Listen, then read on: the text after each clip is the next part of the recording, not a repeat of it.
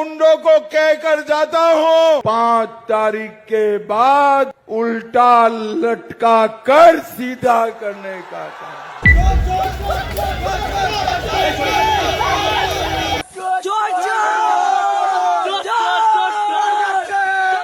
গঙ্গোত্রীর পবিত্র গঙ্গার বুলিয়াউড়ে বাংলায় আজ যে নোংরা প্রতিহিংসার গঙ্গা বইয়ে দেওয়া হচ্ছে তা রাজ কাপুরের রামতেরি গঙ্গা মৈলিকেও হার মানায়। ক্ষমতার মসনদে বসার 1 মাস 6 দিন পর মন্ত্রীদের দফতর অবশেষে বন্টন হলো, কিন্তু ঘড়ির কাঁটা ধরে অষ্টপ্রহর চলছে বিরোধীদের পিষে ফেলার, তৃণমূলকে ভেঙে গুড়িয়ে দেওয়ার কাজ। 3 বারের প্রাক্তন মুখ্যমন্ত্রী মমতা বন্দ্যোপাধ্যায়ের অনুপস্থিতিতে তার কালীঘাটের বাসভবন সংলগ্ন দলীয় অফিসে 40 জন গোয়েন্দা নিয়ে সিআইডির মেঘা অভিযান কি স্রেফ একটা সই জালিয়াতির তদন্ত, নাকি দিল্লির সবুজ সংকেতে নব্য বিজেপি সরকারের এক নগ্ন শক্তির প্রদর্শন? আজ বাংলার বুকে চলা এই আদিম বর্বর উন্মত্ত ভিড়ের শাসনের অন্দরমহলটা ঠিক কি? আজকের এই এপিসোডে একদম খাঁটি এবং ক্ষুরোধার বিশ্লেষণে টেনে হিচড়ে বার করব সেই ধামাচাপা দেওয়া নোংরা রাজনৈতিক সত্য। নমস্কার, আমি মধুরিমা ভৌমিক আর দৈনিক সংবাদ অনলাইনে আপনারা দেখছেন সত্যি আসলে বেদনাদায়ক। পশ্চিমবঙ্গের নতুন সরকার গঠনের পর 1 মাস 6 দিন অতিক্রান্ত। ক্যাবিনেট গঠনের চেয়ে রাজনৈতিক প্রতিহিংসা এবং পুলিশি সক্রিয়তা যে এই মুহূর্তে রাজ্যের রাজনীতির মূল চালিকা শক্তি, তা কালীঘাটের তল্লাশি অভিযানে স্পষ্ট। ক্ষমতা হারিয়ে তৃণমূল যেখানে একে স্বৈরাচারী এবং প্রতিহিংসামূলক রাজনীতি বলে ডেগে দিচ্ছে, বিজেপি ঠিক সেখানেই অতীতে মমতার আমলের একাধিক দমন পীড়নের উদাহরণ টেনে এনে আইনের স্বাভাবিক গতি এবং পাল্টা জবাব হিসেবে প্রতিষ্ঠা করতে চাইছে। লক্ষণীয় যে অভিষেক বন্দ্যোপাধ্যায়ের পাঠানো প্রস্তাবিত পরিষদীয় দলের চিঠিতে খোদ তৃণমূলের 2 বিধায়কের সই জালিয়াতির অভিযোগকে হাতিয়ার করেই এই জাল বিছিয়েছে রাজ্য প্রশাসন। অভিযান শেষে কিছুই মেলেনি বলে সিজার লিস্ট দেওয়া হলেও রাজনৈতিকভাবে তৃণমূলকে মনস্তাত্ত্বিক চাপে ফেলা এবং অভিষেক বন্দ্যোপাধ্যায়ের উপর আইনি ফাঁস শক্ত করাই যে এর মূল লক্ষ্য তা স্পষ্ট। দিল্লির ইন্ডিয়া মঞ্চের বৈঠকের আবহেই ঘরের মাঠে সিআইডির এই তৎপরতা প্রমাণ করে বাংলায় এখন উন্নয়ন বা দপ্তর বন্টনের চেয়েও বড় হয়ে উঠেছে দমন এবং দখলের আগ্রাসী রাজনীতি। আজ বাংলায় যা হচ্ছে তা রাজনীতি নয়, এ হলো এক আদিম এবং বর্বর প্রতিশোধের খেলা। সোজা কথায় আসে, উপরতলার সবুজ সংকেত ছাড়া কি একটা রাজ্যের পুলিশ এতটা বেপরোয়া হতে পারে?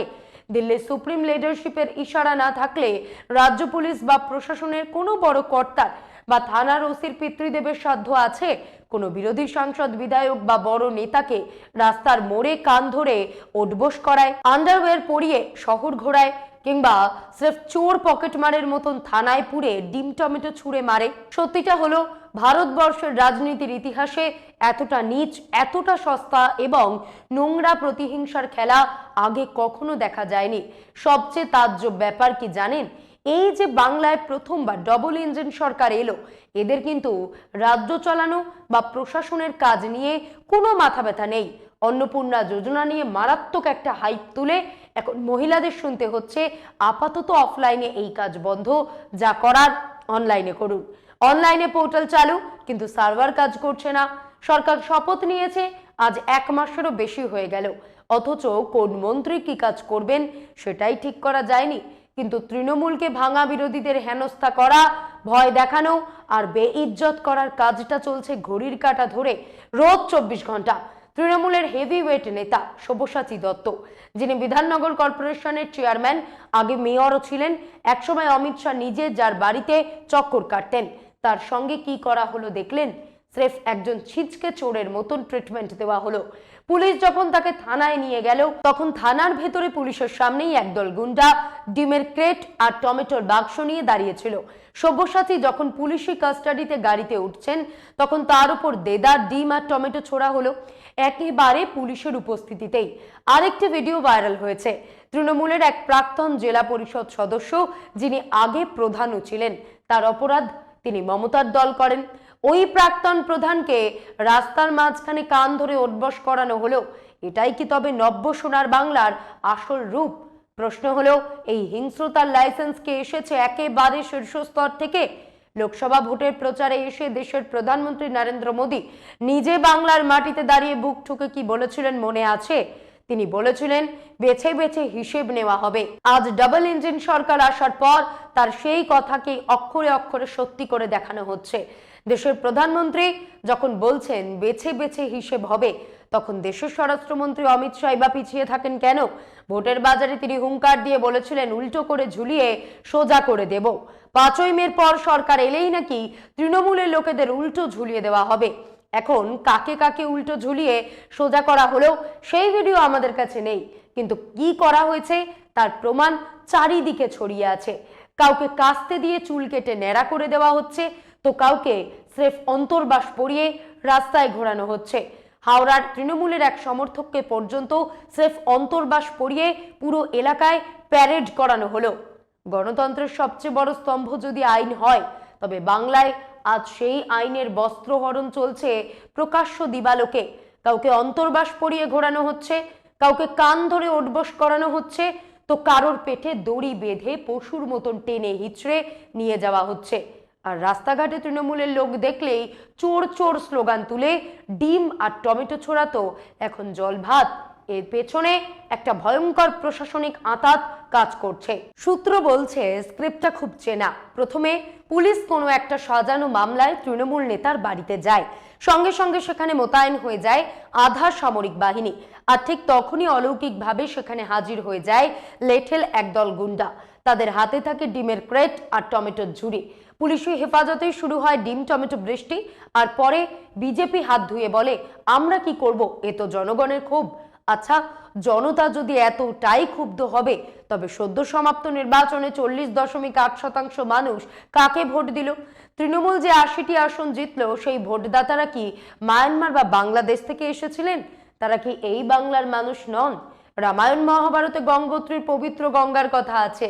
আমাদের প্রধানমন্ত্রীও গঙ্গোত্রী থেকে গঙ্গাসাগরের পবিত্রতার বুলি আওড়ান। কিন্তু বাংলার মাটিতে দাঁড়িয়ে আজ যে হিংসার রাজনীতি আমরা দেখছি, তাতে মনে হয় রাজ কাপুরের সিনেমার সেই গ্রামতেরি গঙ্গা মৈলির চেয়েও নতুন ডবল ইঞ্জিনের গঙ্গা অনেক বেশি কলুষিত, অনেক বেশি নোংরা। এই যে ডিম টমেটো পাথর আর অপমানের মহোৎসব চলছে, এর আসল উদ্দেশ্যটা কি জানেন? উদ্দেশ্য খুব বড়। মমতার ক্যাডার ভাঙো, দলের মেরুদণ্ড ভেঙে দাও, সাংসদ বিধায়ক লুট করো, আর এই তীব্র মনস্তাত্ত্বিক চাপ এবং ভয়ের রাজনীতি কাজও দিচ্ছে। ইতিমধ্যেই তৃণমূলের 60 জন বিধায়ক দল ছেড়েছেন। লোকসভার সংসদীয় দলও ভাঙল বলে। এভাবে প্রকাশ্য গণতন্ত্রকে নিলামে চড়ানোর খেলা ভারতের ইতিহাসে আগে কখনো দেখা যায়নি। বেদনাদায়ক সত্যি হলো আজ বাংলায় যা হচ্ছে তা কোনো স্বতঃস্ফূর্ত গণবিক্ষোভ নয়, এ হলো স্রেফ মবক্রেসি বা উন্মত্ত ভিদের শাসন। ঠিক যেমনটা 2024 সালের 5ই আগস্ট বাংলাদেশে দেখা গিয়েছিল। একদল ভাড়াটে গুন্ডা আগে থেকেই ডিমের ক্রেট আর টমেটোর ঝুড়ি নিয়ে তৈরি থাকে। পুলিশ সাময়িকভাবে দর্শকের ভূমিকা নেয়, আর টার্গেট করা নেতাকে জনসমক্ষে নগ্ন করা হয়। যদিও হাইকোর্টের তীব্র চাবুকের পর এই অন্তর্বাস পরিয়ে ঘোরানোর খেলাটা অফিসিয়ালি কিছুটা কমেছে, কিন্তু লোকাল স্তরে এই বর্বরতা এখনো রমরমিয়ে চলছে। নির্বাচন তো দেশের সব রাজ্যেই হয়। একটা দল হারে, অন্য একটা দল বা জোট ক্ষমতায় আসে, এটাই তো গণতন্ত্রের স্বাভাবিক নিয়ম।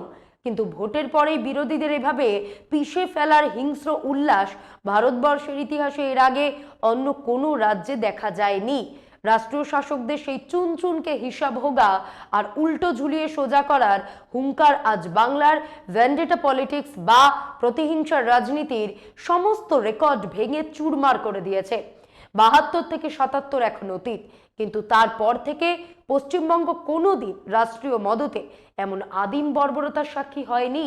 নীরব মোদী কিংবা মেহুল চোকসিদের মতন দেশের ভিভিআইপি ঠকবাজের পকেটে যখন রাষ্ট্রীয় মদতের সুগন্ধি ওড়ে, তখন সাধারণ মানুষের পিঠের চামড়া গুটিয়ে নেওয়া এই রাষ্ট্র ব্যবস্থার এক চেনা দস্তুর।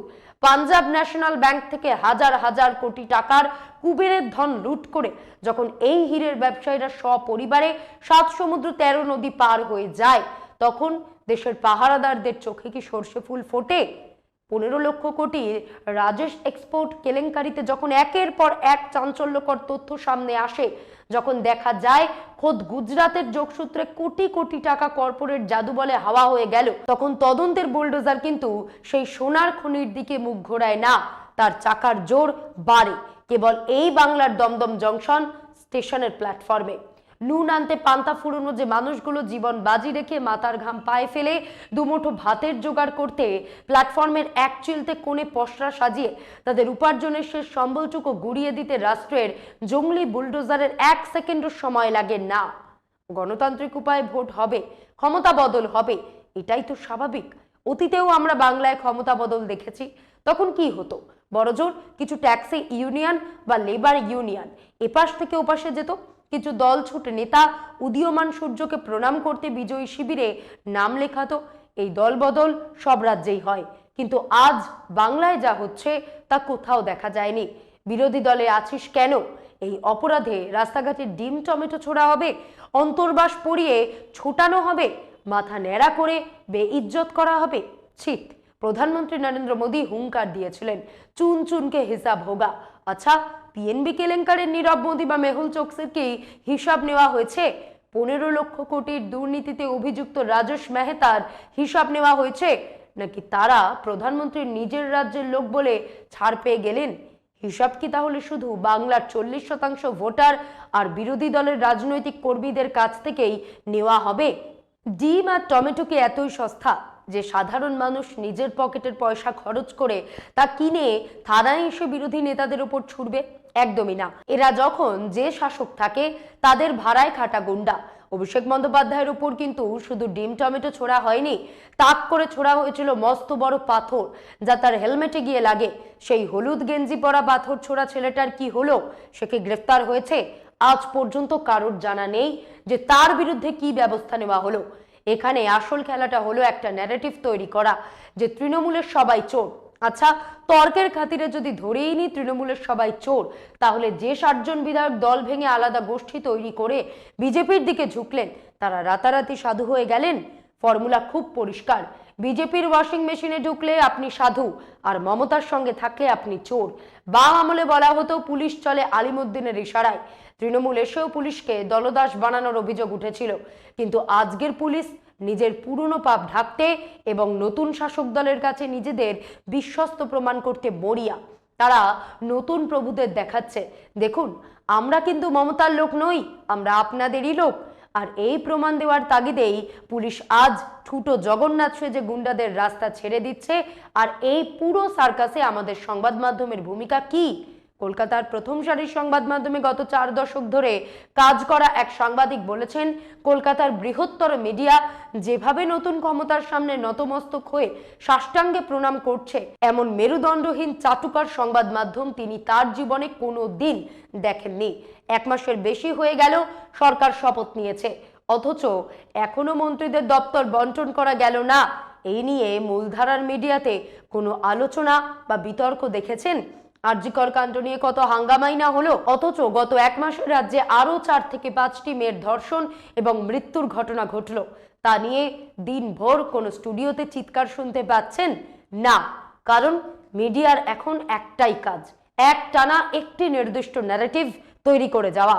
এমনকি এই মিডিয়া যখন কাকলি ঘোষ দস্তিদারের মতো নেতাদের প্রেস কনফারেন্স দেখায়, তখন একটি সাংবাদিকও তাকে জিজ্ঞেস করার সাহস পায় না, ম্যাডাম এসএসকেএম হাসপাতালের আইভিএফ ইউনিটের সঙ্গে আপনার কোনো যোগসূত্র আছে কি না? ক্ষমতাকে প্রশ্ন করার ক্ষমতা এই তথাকথিত সাংবাদিকদের আজ পুরোপুরি লোপ পেয়েছে। এমনিতে ভয় দেখানোর রাজনীতির খেলা বাংলায় নতুন নয়, কিন্তু এবারের ইন্টেন্সিটি বা পরিমাপটা আকাশ ছোঁয়া। অতীতে বামেরা যখন ক্ষমতা হারালো, মোহাম্মদ সালেমের মতন বড় নেতারা কি দল ছেড়ে চলে গিয়েছিলেন? যাননি, যেতে হয়নি। আসলে ক্ষমতার সঙ্গে কিছু রাজনৈতিক অসুখ শরীরে বাসা বাঁধে, আর তার উপর যখন ইডি সিবিআই এর মতন কেন্দ্রীয় এজেন্সির নগ্ন অপব্যবহার করা হয়, তখন ক্ষমতার পিঠে চড়ে আসা সুবিধাবাদীরা সবার আগে পালায়। আজ বাংলার মানুষকে সির্ফ একটা ফর্মুলাই দেখানো হচ্ছে, যদি নিজের রাজনৈতিক ভবিষ্যৎ সুরক্ষিত রাখতে চাও তবে এজেন্সির জুজু ভুলে সোজা বিজেপির ওয়াশিং মেশিনে এসে ডুব দাও, ব্যাস সব পাপ ধুয়ে সাফ। সবশেষে দুটো জরুরি প্রশ্ন। 14,000 কোটির চোরদের জন্য দিল্লির দরবারে লাল কার্পেট পাতা থাকে, আর স্টেশনের ফুটপাতের গরিব হকারদের কপালে জোটে উচ্ছেদের লোহার পাঞ্জা। আইনের এই ডবল স্ট্যান্ডার্ড আর কতদিন? কর্পোরেট লুঠেরা যখন ব্যাংকের তিল তিল করে জমানো আমজনতার টাকা চিবিয়ে খেয়ে বিদেশে বসে বিলাসবহুল জীবন কাটায়, তখন এই দেশে সুশাসন নির্বিকার চিত্তে দমদমে গরিবের পেটে লাথি মেরে এক পৈশাচিক উল্লাসে মাতে। এই ক্রুর বৈষম্যের শেষ কোথায় সেই প্রশ্ন তোলার সময় কিন্তু আজ এসে গেছে। আজ এই পর্যন্তই। এমন আরো বিষয় জানতে অবশ্যই সাবস্ক্রাইব করুন, লাইক কমেন্ট আর শেয়ার করুন। দেখতে থাকুন দৈনিক সংবাদ, শুধু নামই যথেষ্ট।